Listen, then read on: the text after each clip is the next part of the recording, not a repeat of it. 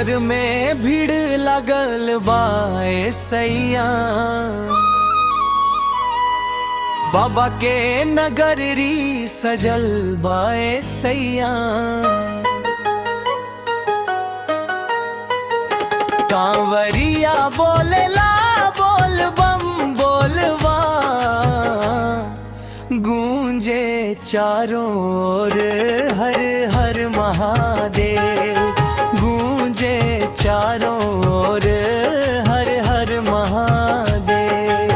सुल्तानगंज से जल लेके आईनी, पैदल पैदल चली बाबा धामा। थक जाई तनवा ना थके मनवा, जपते रहब भोले के नाम। केसरिया रंग में रंगल बाटे डगरिया, नाचे गावे सब कांवड़िया।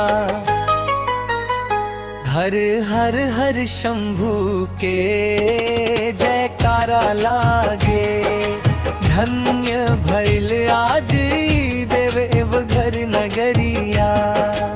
अंतरा फिलरा शराइब बाबा के माथे, दूध से नहाइब भोलेनाथ। मन के मुराद सब पूरा करी है बाबा, रखी है सगरी भक्तन के साथ।